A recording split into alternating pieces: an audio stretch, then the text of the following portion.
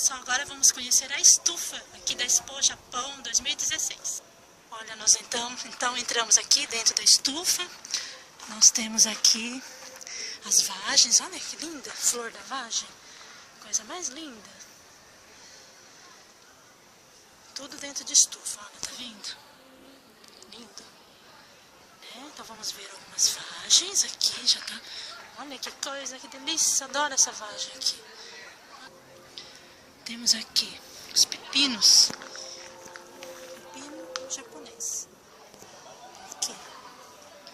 Vamos pegar uns pepininhos. Olha o pepininho aqui, ó. Coisa linda. Um monte de flor. Todos vão dar origem aos pepinos. As flores de tomate. Ó, tá vendo essa florzinha? Já tá virando um tomatinho.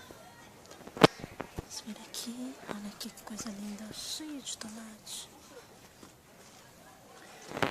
Gente, isso aqui é hiper bacana, né? Se você tiver um espaçozinho aqui, ó, eu não sei em metragem, mas sei lá, 3 metros por 10. Olha, gente, dá pra fazer uma estufa assim, olha. Coisa linda, ó, dá pra fazer uma estufa. Tem até uma lâmpada ali, ó. E vocês produzirem pepino, vagem, tomate. E tem uns tomates já bem grandes ali, vamos ver aqui. Olha que lindo, cheio de tomate ali, gente. Olha os tomates enormes. Olha aqui, tomate enorme.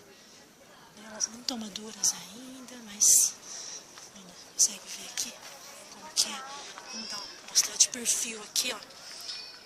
Tem 1, 2, 3, 4 canteiros. Né, gente, quem tem terra, ai que delícia plantar isso. Olha o tamanho do pepino que tá aqui, ó. Pronto para uma saladinha.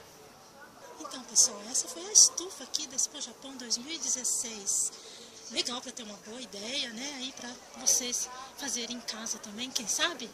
Né? Eu não tenho muita terra não, mas adoro plantar. Beijos!